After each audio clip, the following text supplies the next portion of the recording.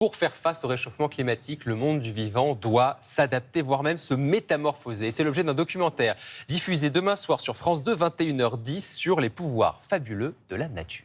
Bonjour Frédéric Fouja. Bonjour. Merci d'être notre invité ce matin. Vous co-réalisez avec Gilles Dufraisse un documentaire que j'ai adoré, qui s'appelle Notre Nouveau Monde, quand la Terre nous surprend.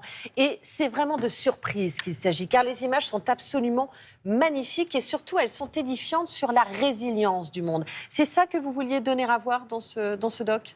Ben oui, tout à fait. En fait, on se rend compte que la nature a des pouvoirs fabuleux et que...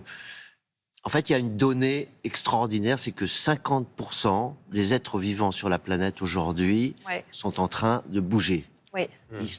Donc la planète, elle se transformer, transforme. d'être en mutation, si je peux dire. Et les plantes, les animaux, les écosystèmes, tout ça bouge. Alors ça bouge lentement, mais quand même ça bouge. Alors, comme par exemple dans les Alpes, les forêts escaladent. On sait que 3, 5, 10 mètres par an, les arbres escaladent... La montagne. La montagne, exactement. Donc oui, la nature, elle est capable de se régénérer. En fait, elle est beaucoup plus résiliente qu'on ne l'imagine. C'est ça que vous nous démontrez, en fait, dans ce documentaire exceptionnel. La nature, elle s'en prend plein la figure, si je puis dire. Cyclone, incendie, sécheresse, fonte des glaces. Elle peut guérir toute seule, ou elle a quand même besoin quelque part de nous aussi. Alors, les deux sont vrais. C'est-à-dire que, par exemple, un glacier dans les Alpes, dès qu'il fond d'1 mètre, eh bien, il y a de la végétation qui arrive. Ouais. Automatiquement, par les airs, par les oiseaux, il y a des arbustes, des rosiers, des petites plantes qui arrivent. Et après, les animaux arrivent. Donc ça se fait naturellement.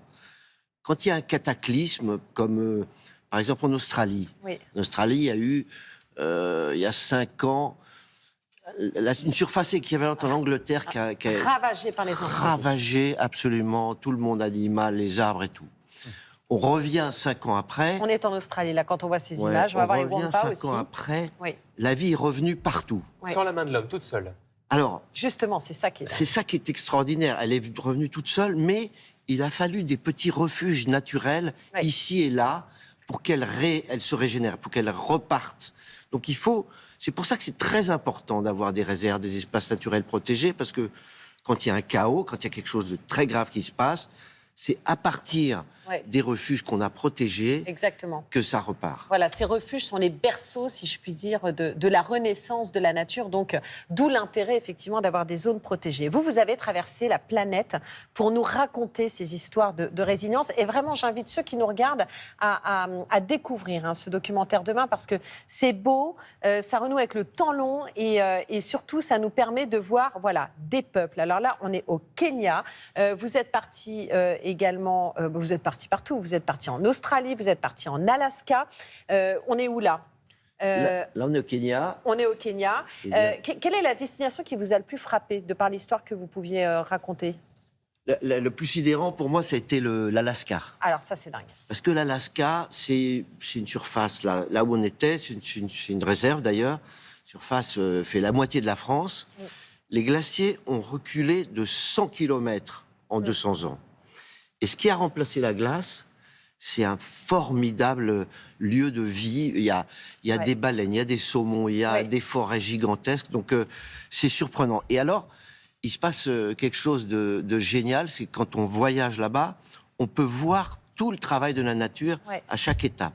Par exemple, on va près du glacier, c'est-à-dire là où ils font aujourd'hui. On voit là où il est parti, il y a un peu de sable, un peu de roche. Et tout de suite, on voit des lichens, des mousses qui poussent. Donc ça, c'est immédiat. On fait quelques centaines de mètres ou kilomètres et on voit tout d'un coup une petite forêt. En fait, il s'est passé 10 ans. Les retraits des glaces, c'était il y a 10 ans. Il y a une petite forêt avec des zones, avec des saules.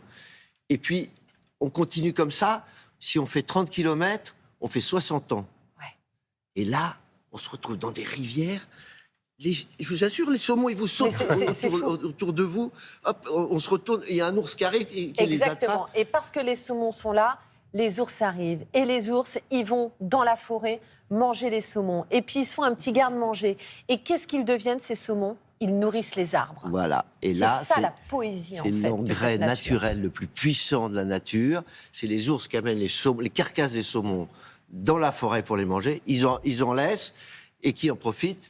Les arbres. Il en est une qui vous écoute, qui est très sensible à ces causes-là, c'est Julia. Aux questions de changement, parce que notre aïeul Homo sapiens, il y a 50 000 ans, s'est adapté difficilement au changement effectivement du climat. En revanche, la nature, elle, a toujours fait preuve de résilience et elle a continué effectivement à se préserver, à se régénérer. Est-ce que c'est pas aussi une leçon que la nature nous donne? D'humilité déjà, pour nous aussi. Une leçon d'adaptation. Ouais. C'est vrai qu'on le voit, elle bouge tout de suite, la nature. Ils n'attendent pas. Nous, on attend parce qu'on a nos maisons, on ne peut pas bouger comme ça. Mais c'est... il faut faire attention à ce discours-là. Mais il faut la préserver. Ça ne veut pas dire qu'on peut tout faire et n'importe quoi. Il faut limiter les efforts qu'on fait actuellement pour le réchauffement climatique. Absolument pas. Absolument pas. Voilà. C'est clair. Mais je pense que partout, il y a des gens qui accompagnent le mouvement quand même. Exactement. Et ça, on le voit à travers les populations que vous avez filmées ou que vous soyez allés. Je vous remercie, Frédéric Fougeat, d'avoir accepté notre invitation ce matin. Ça passe vite, c'est quelques minutes, mais j'espère qu'on aura donné envie à ceux qui nous suivent de regarder ce documentaire qui sera donc diffusé demain soir à 21h10 sur France 2 et sur la plateforme France.tv, Notre Nouveau Monde, quand la Terre nous surprend. C'est plein de messages positifs, ça nous fait du bien.